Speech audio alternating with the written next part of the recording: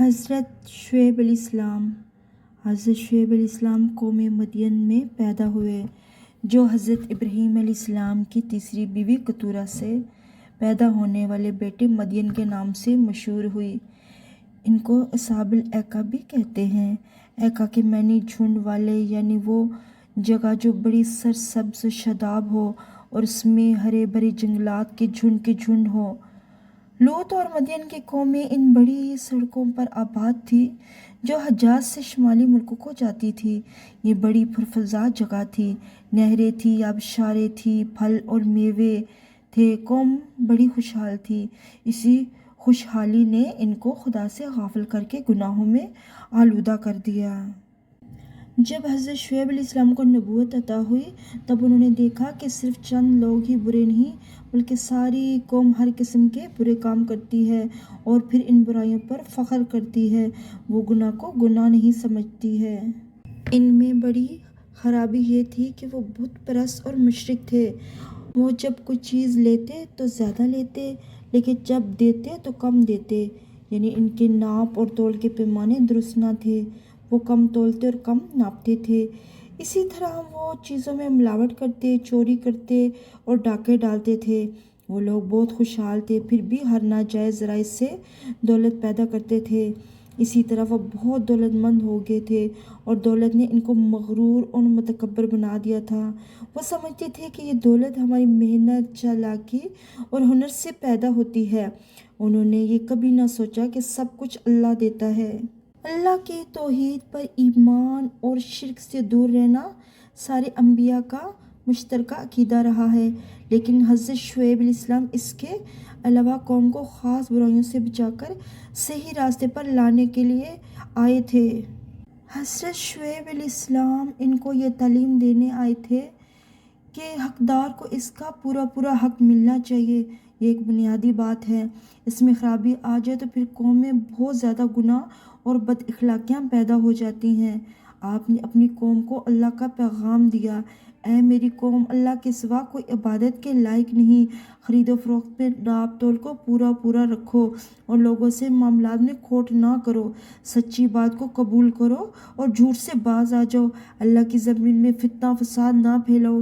صحیح اور ایماندار راستہ پر چل کر تم دین و دنیا کی بھلائیاں حاصل کر سکتے ہو۔ آپ نے ان کو ڈرایا کہ جن قوموں نے اللہ کے احکام کو ماننے سے انکار کیا، جانتے ہو ان پر کیسے کیسے عذاب آئے، اور وہ قومیں دنیا سے مٹ گئی۔ حضرت شعیب علیہ السلام نے ہر طریقے سے اپنی قوم کو برائی سے بچنے کے لیے سمجھایا، لیکن اس بدبخت قوم پر کوئی اثر نہ ہوا، بلکہ یہ الٹا ان لوگوں کو ڈراتے اور دھمکاتے اور مارتے تھے جو اللہ پر ایمان لاتے تھے۔ راستوں میں بیٹھ کر ان کو لوٹ لیتے، لیکن ان کی مشکلات کے باوجود حضرت شعیب علیہ السلام بڑی جرأت اور دلیری سے اللہ کا پیغام اس قوم کو سناتے رہے۔ ان مشرک لوگوں کو اپنی طاقت اور دولت پر بڑا غرور تھا۔ قوم کے سردار حضرت شعیب کے پاس آئے اور کہا، ہم تمہیں اور تمہارے ماننے والوں کو یہاں سے نکال دیں گے یا تمہیں اتنا زیادہ مجبور کر دیں گے کہ تم ہمارے دین میں واپس آ جاؤ۔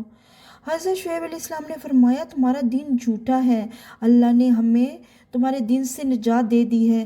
اگر ہم بھی تمہاری طرف لوٹ آئیں تو اس کا یہ مطلب ہوگا کہ ہم نے جھوٹ بول کر اللہ پر بہتان باندھا ہے۔ ہمارا تو اسی پر بھروسہ ہے اور وہی بہتر فیصلہ کرنے والا ہے۔ ان سرداروں نے حضرت شعیب کے پختہ ارادے کو دیکھا اور واپس آ کر اپنی قوم سے کہا، جس نے حضرت شعیب کے دین کو قبول کیا اسے ہلاک کر دیا جائے گا۔ حضرت شعیب نے قوم کو سمجھایا، اللہ تعالیٰ نے مجھے اس لیے پیغمبر بنا کر تمہارے پاس بھیجا ہے کہ میں اپنی حیثیت کے مطابق تمہاری اصلاح کی کوشش کروں اور اپنی سچائی کے ثبوت میں اللہ کی نشانی بھی پیش کر رہا ہوں۔ پھر بھی تم سرکشی اور نافرمانی پر قائم ہو اور نصیحت حاصل کرنے کے بجائے مخالفت کرتے ہو۔ اس نیکی اور اچھائی کو بتانے کے بدلے میں کوئی معاوضہ یا اجرت نہیں مانگتا اور کوئی نفع بھی نہیں مانگتا ہوں۔ مجھے تو نیکی سکھانے کے عوض میرا اجر تو اللہ تعالیٰ دے گا۔ اگر تم نیکی پر نہ آؤ گے اور اللہ کے نافرمان رہے، وہ تم کو اپنے عذاب سے ہلاک و برباد کر دے گا۔ قوم کے سرداروں نے کہا، اے شعیب، کیا تمہاری نماز یہ چاہتی ہے کہ ہم بتوں کو پوجنا چھوڑ دیں؟ اگر اگر کم نہ تولیں اور کھوٹ نہ ملائیں تو غریب نہ ہو جائیں گے۔ تم ہم کو کیسی باتیں سنا رہی ہو؟ تمہارا کہا مانیں گے تو بھوکے مریں گے۔ اے شعیب، تم ہم سے بہت کمزور اور غریب ہو۔ اگر تمہاری باتیں سچی ہوتی تو تمہاری زندگی ہم سے بہتر ہوتی۔ اگر ہمیں تمہارے خاندان کا خیال نہ ہوتا تو تم کو پتھر مار مار کر ہلاک کر دیتے۔ حضرت شعیب نے فرمایا، افسوس ہے تم کو خدا کے بجائے میرے خاندان کا زیادہ ڈر ہے، مگر یاد رکھو اگر تم نے میری باتیں سن کر ان پر عمل نہ کیا اور اسی طرح برائیوں میں مبتلا رہے تو خدا کی جلدی فیصلہ کر دے گا کہ عذاب کا مستحق کون ہے۔ تم بھی انتظار کرو، میں بھی انتظار کرتا ہوں۔ جب یہ مشرک قوم کسی طرح سیدھے راستے پر نہ آئی تو اس پر اللہ کا عذاب نازل ہوا۔ اس عذاب کی دو شکلیں تھیں، ایک زلزلے کا عذاب، دوسرے آگ کی بارش کا عذاب۔ ایک رات وہ اپنے گھروں میں آرام کر رہے تھے، زبردست بھونچال آیا، اس کے ساتھ ہی اوپر سے آگ برسنے لگی۔